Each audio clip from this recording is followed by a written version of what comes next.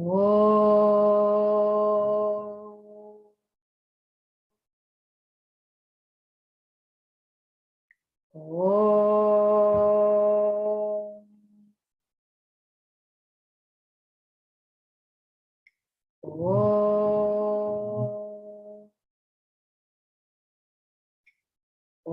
Sahana Vavatu Sahanau Bhunaktu Sahaviryam Karavavahai Tejasvinavadhitamastu ma vidvishavahai. Om Shanti Shanti Shanti. Samasta Jana Kalyane Niratam Karunamaya Namami Chinmayam Devam Satgurum Brahma Vidvaram. Namah Shri Shankarananda Guru Padambujanmani Savila Samahamoha Graha Grasaika Karmani.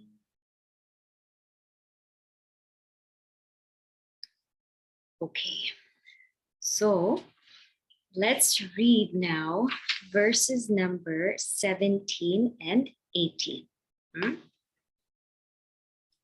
Spashta Shabdadi Yukteshu Bhautikatvam Matisputam Akshadavapi Tachastra Yuktibhyam Avadharyatam Ekadeshendriyer Yuktya Shastrenapyavagamyate Yavat kinchit bhaveti tat idam shabdoditam jagat. So what we covered last time, we covered quite a few verses, but the summary of those are in verses 17 and 18. He says, now it is spashta. It is clear that all of the things that he talked about starting from 1, the properties of all the elements, then the elements, then the jnanendriyas, or the faculties of perception, then the karmendriyas, the faculties of action, then the mind. All of these, he says, bhautikatvam. Bhautikatvam means all of these, specifically the jnanendriyas, karmendriyas, the mind, they're made of the 5 elements. And it's very, very clear through Shastra, through the scriptures, and through logic. So we've made it firm through scriptures and the logic. What was the scripture? The scripture was the Chandogya Upanishad, where it said, Annamayam hi somyam manaha, means this mind is made of food. Apo maya pranaha, and the pranas are made out of water. Tejo mai vak, and the speech is made out of fire. How did he prove this, or how did he show this in the scripture?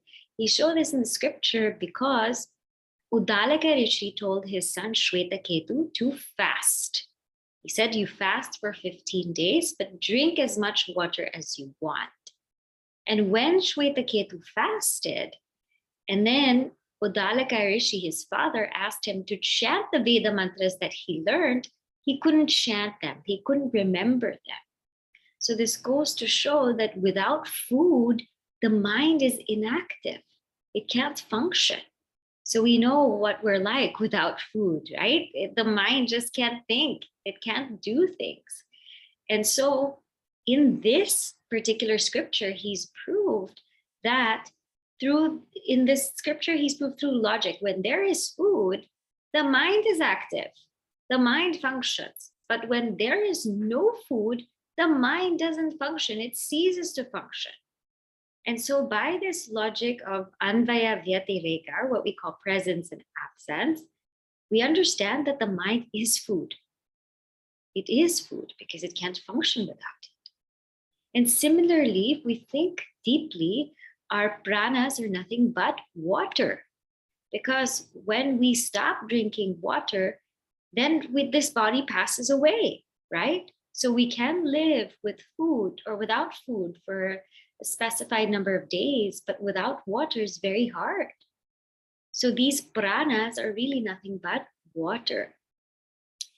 Tejomayi vak, and this speech is made through that heat energy, which is in food. So when that is there, there is speech. And in fact, to cure speech, people drink ghee and things like that. So that way they're able to speak better. So through this logic, it's very clear that the mind is bhautika. Bhautika means that which is made of elements. Bhuta is element, bhautika, that which is made of elements. What about our faculties of perception and faculties of action? That's also very clear that it's made of elements. We saw this in detail last time, that because space has the property of sound, so that which comes from space, the faculty of hearing is able to perceive sound. So the effect perceives that which is the property of the cause. The effect perceives that which is the property of the cause.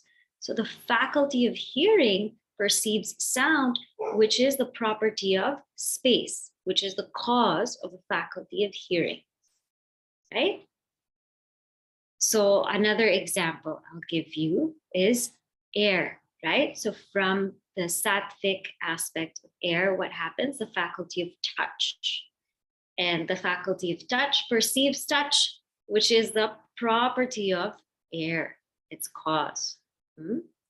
So in this way, it's very, very clear that even these faculties of hearing, of touch, of seeing, smelling, tasting are made of the elements. And we saw also the faculties of action, the grasping, locomotion, that excretion, reproduction, speech, all of this is made of the 5 elements.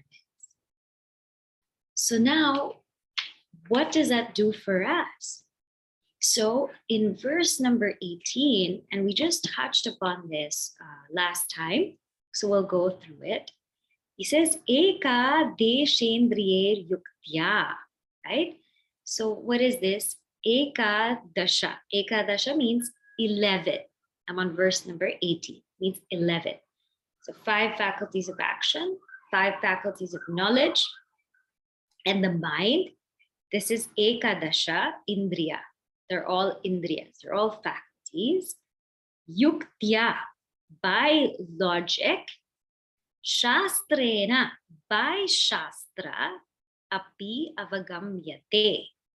So whatever, now what he's saying here is that not only are these faculties elemental or bhautika or made of elements, not only is the mind made of elements, but whatever they perceive is made of elements.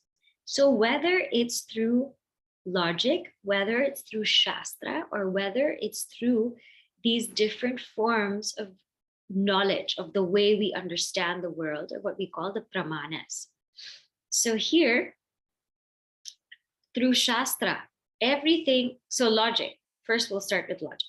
Logic, everything that we can comprehend through logic is also elemental, made of elements. Why? Because logic takes place in the mind. So anything that we can comprehend by logic, by reasoning, by understanding, that is also elemental. That is also bhautika. Anything that we can comprehend by Shastra. So the field of Shastra is so wide that dharma, adharma, the 14 worlds, the heavens, anything that we can comprehend by it is also elemental. It's also bhautika, because we're using that mind, which is made of elements, to comprehend it. Then at the same time, everything comprehended by the other means of knowledge. So we have 6 means of knowledge, right?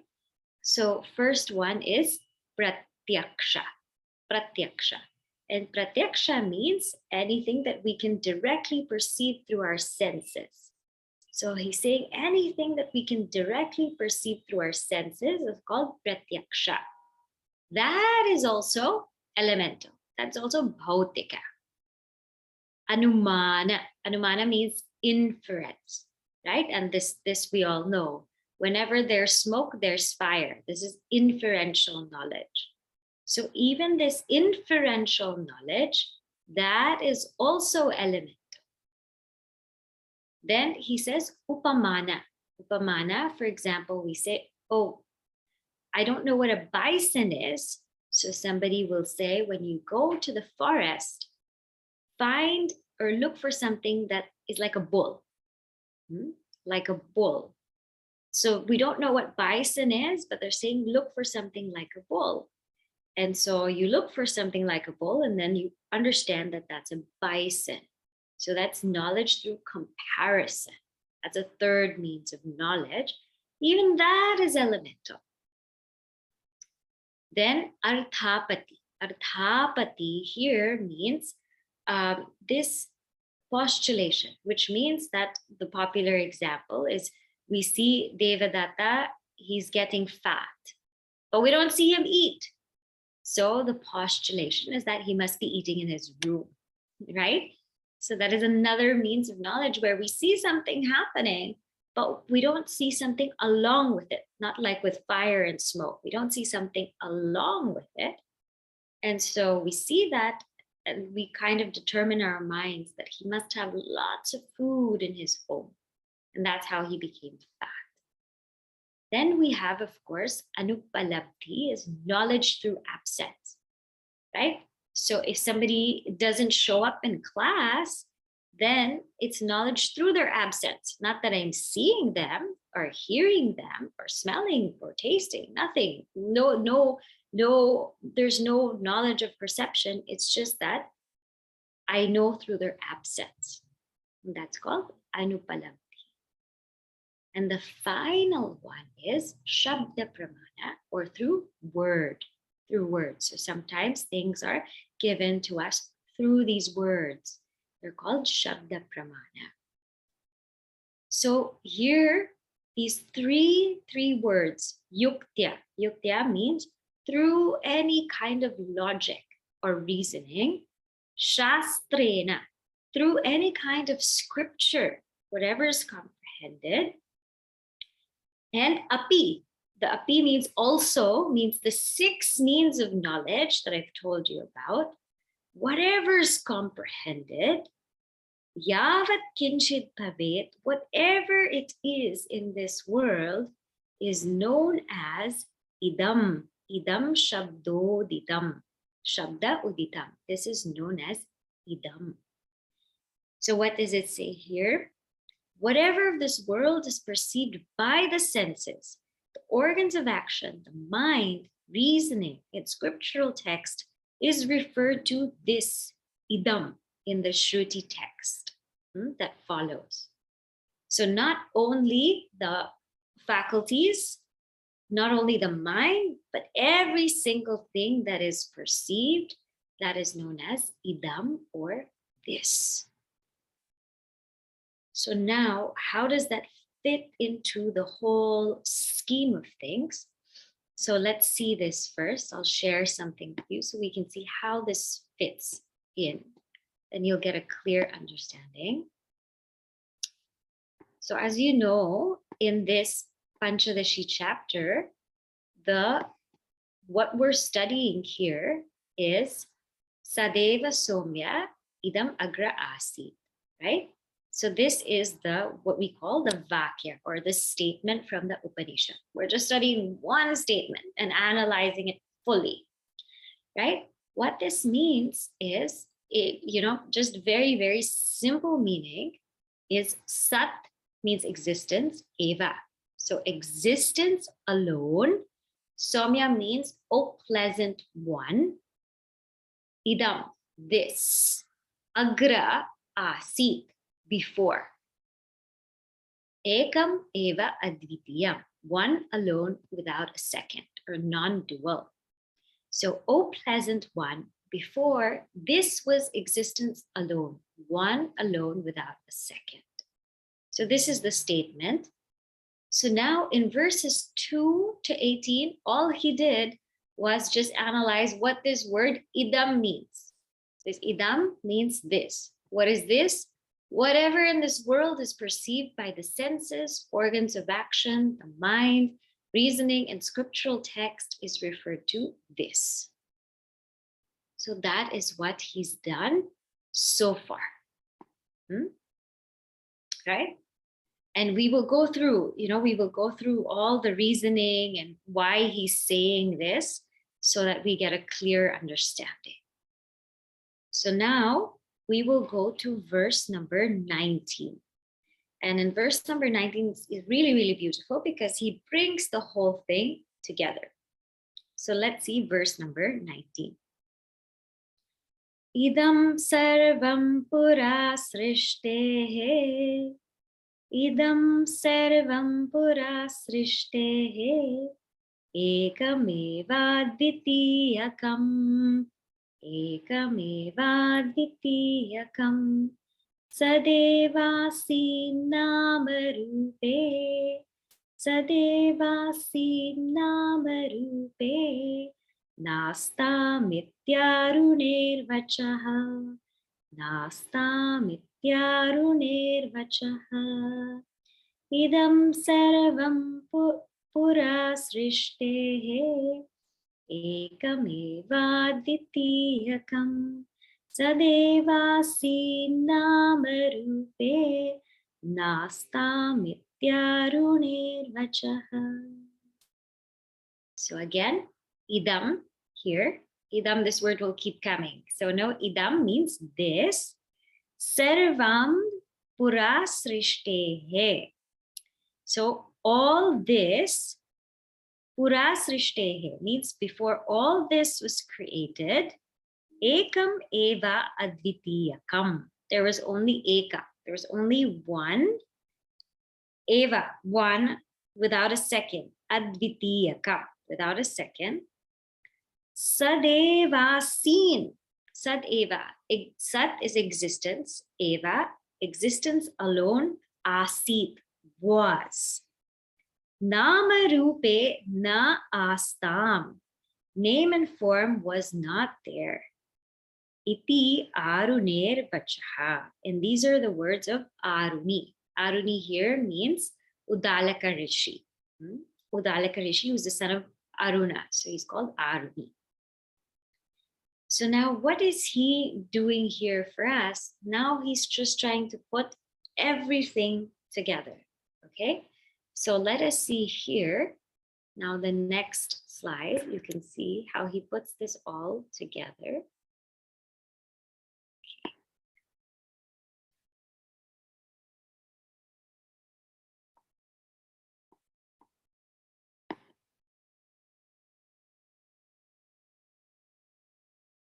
Okay, so now he explained this word. So this verse 2.19 is really, really beautiful because he starts to explain everything, right? So Sat Eva means existence alone. He says existence alone. So you will see in the second line of verse 19, he says existence alone was. And what is this agra asit or before? Before means before creation, right? So existence alone was before creation. And what does it mean that existence alone was? Okay, so I'm going now to the next. Existence alone was means that there was no nama rupa. There was no name and form. There was no name and form. So existence alone was. No name and form. And how was that existence? That existence was one. Ekam means one, uniform. Eva, alone. Alone means nothing similar to it. So existence alone was before creation. This before, we know now it's before creation. And there was only one, alone, nothing similar to it, and non-dual, nothing dissimilar to it. So ekam eva advitiyam. So many people wonder why he's using three words. It means the same thing, one alone without a second. Why all of this repetition? It's actually not repetition. He's stressing different points because he says that in the world, we see that there are three differences that occur. And because there are three differences that occur, so he wants to use each word to negate each difference that occurs in the world. So now let us see what are those differences that occur in the world and what is he trying to negate. So now we are on verse number 20. Vrikshasya swagato bhedaha.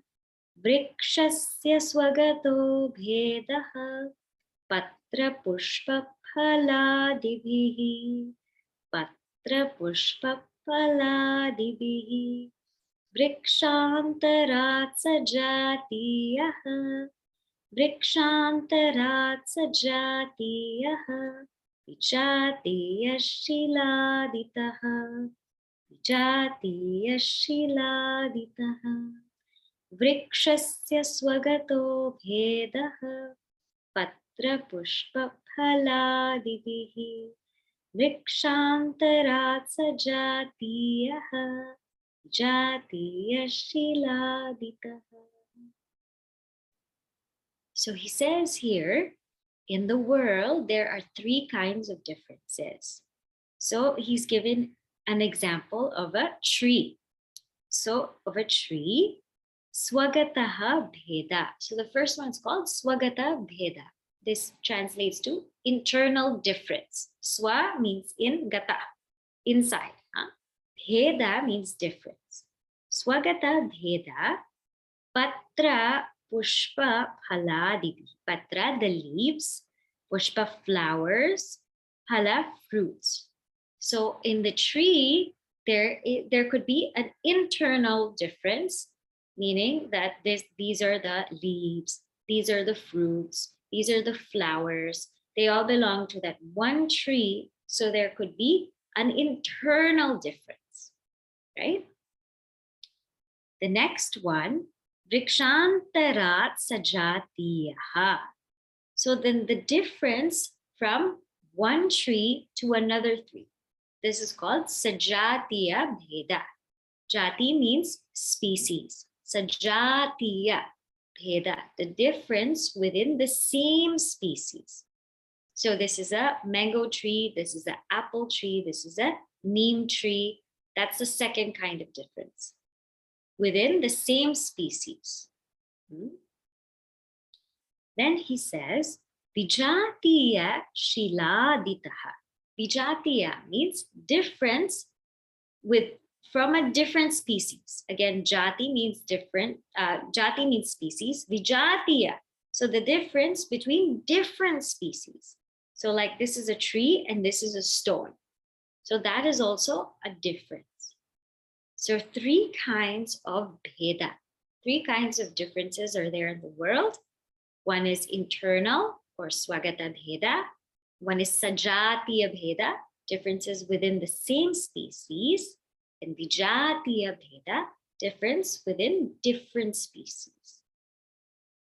So now then he will say, some people might doubt that Brahman, some people might think that Brahman has these differences.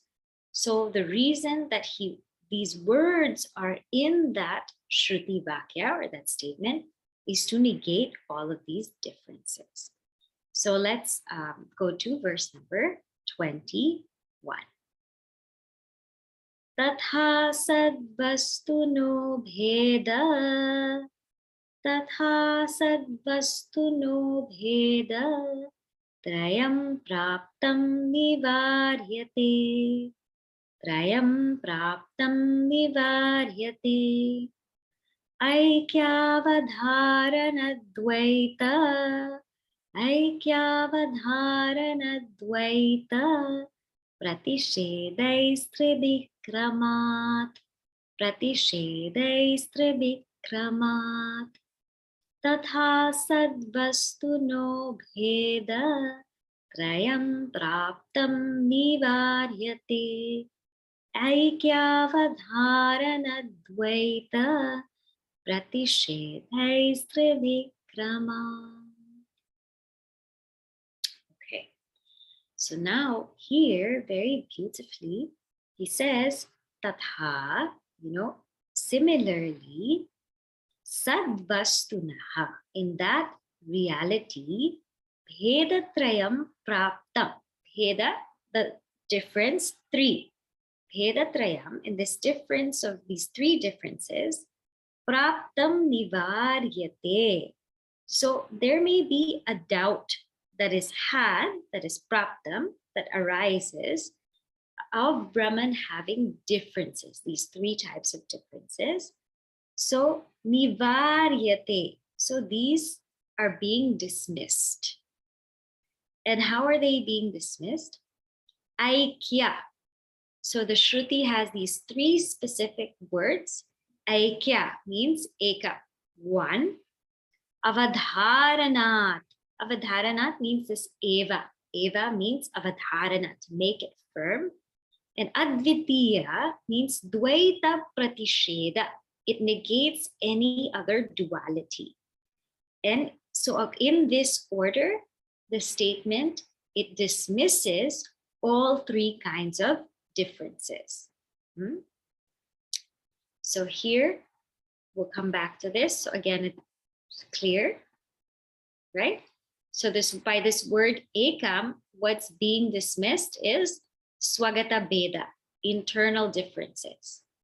This word eva, what's being dismissed is sajatiya bheda. So there's nothing similar to it. And advitiyam, what's being dismissed is vijatiya bheda. So there's nothing other than it. There's nothing dissimilar to it. So each of these words are meant to negate each difference that can take place in the world. This is trying to show that it's not there in Brahman. Now, before we move on, this is a very, very beautiful point to just pause and contemplate about, right? This Sat has absolutely no differences.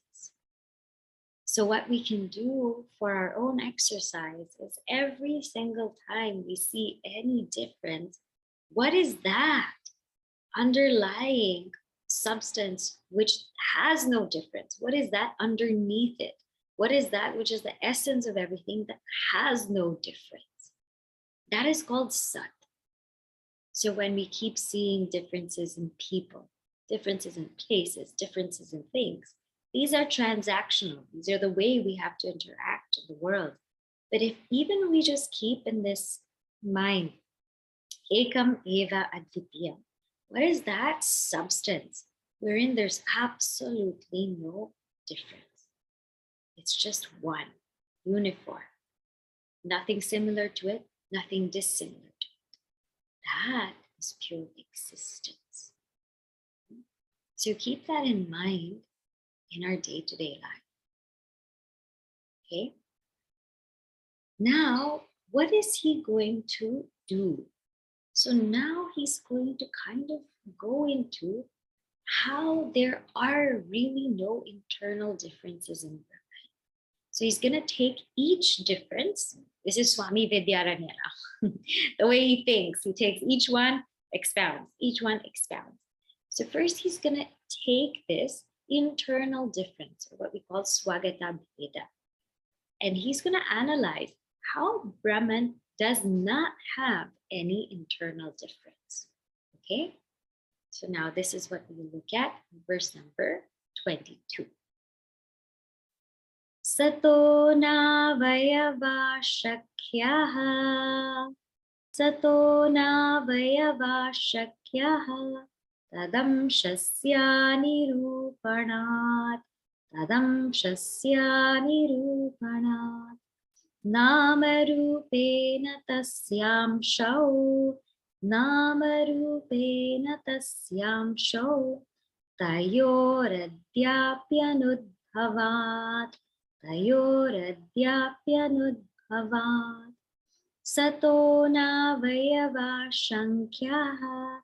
Tadamshasya nirupanat. Namarupena tasyam shau. Tayoradyapyanudbhavat. It's a very beautiful verse. It says, Sataha. That in that Brahman, na avayava shankyaha, means undoubtedly there one cannot doubt that Brahman has no parts, right? One cannot doubt this, that Brahman has no part. Why? Tadamshasya anirupanat. Anirupanat. Because it cannot be conceived of. What cannot be conceived of? Amsha. The parts of Tat, the parts of Brahman cannot be conceived of.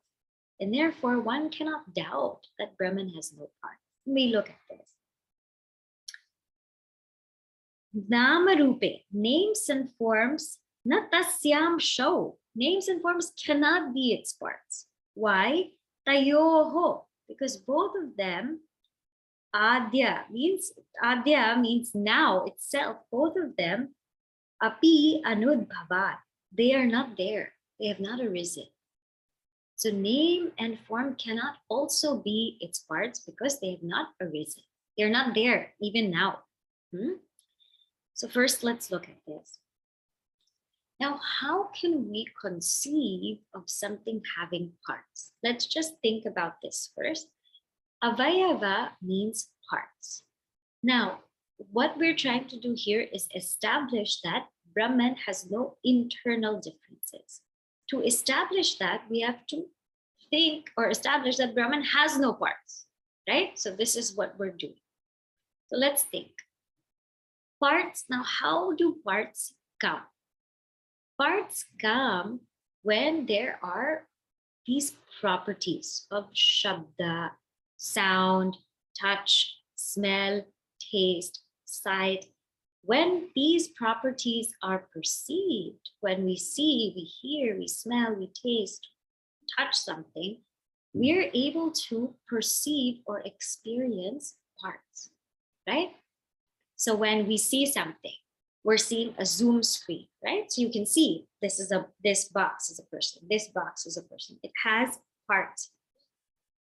When we hear something, we hear music, there's a part that's maybe just drums, and then there's a part that's maybe just the violin. We're able to hear the different sounds. We're able to hear this part is sound, this part is silence.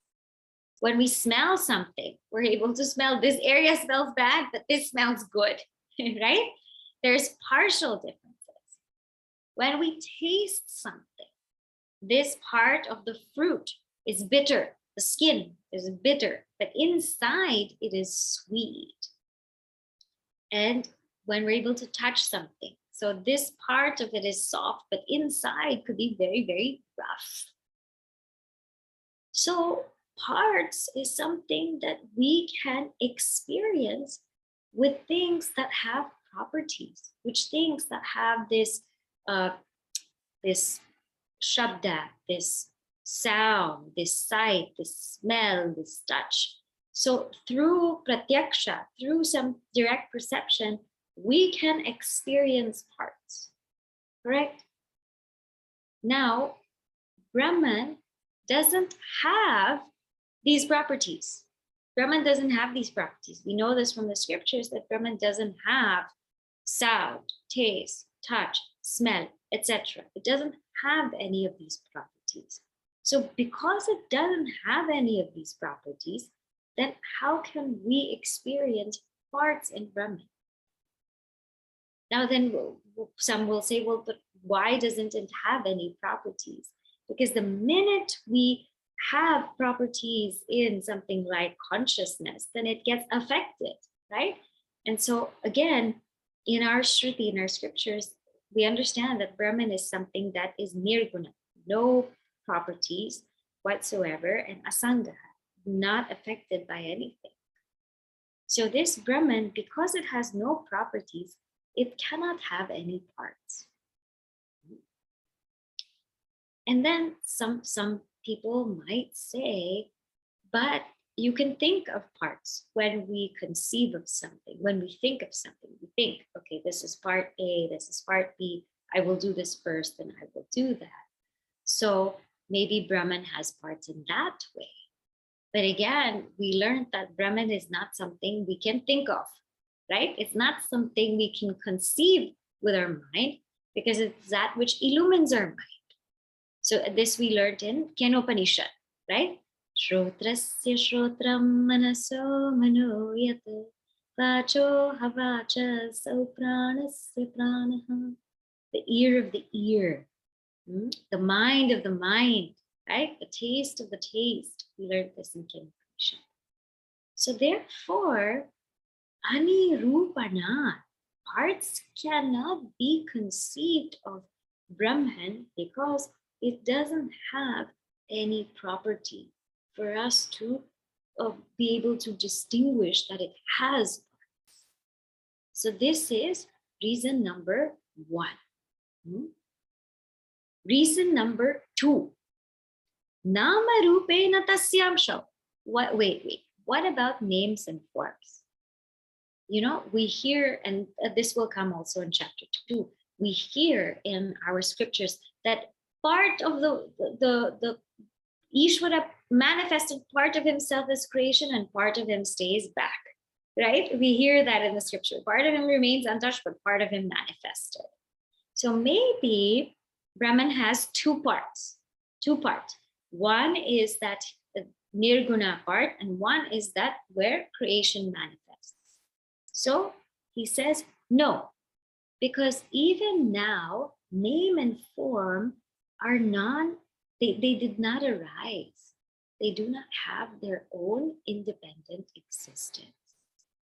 We can say that name and form is, is something if it had its own existence, but it doesn't.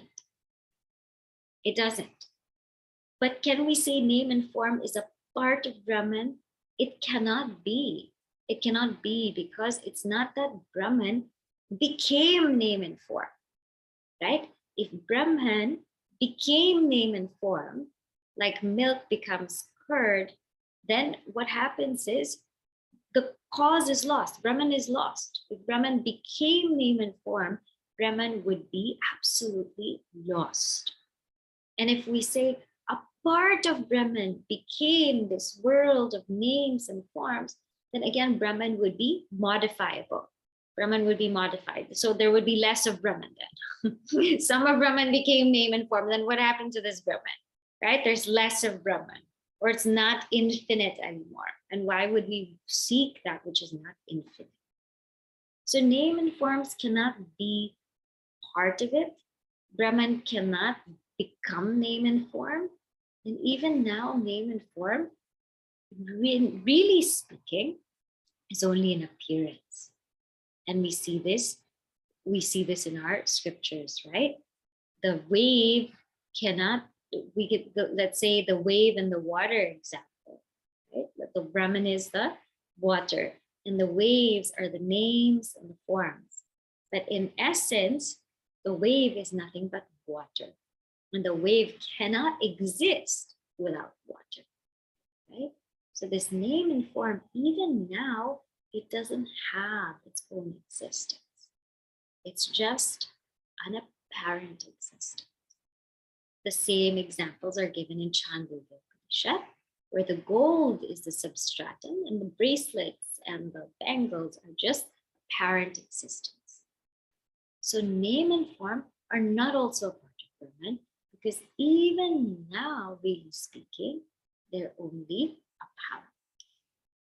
Everything is basically an experience of, it's an object of experience. Everything is an object of experience to consciousness. Everything has borrowed existence. It has borrowed existence because on its own, it cannot exist. And that's what you call name and form, that which has borrowed existence.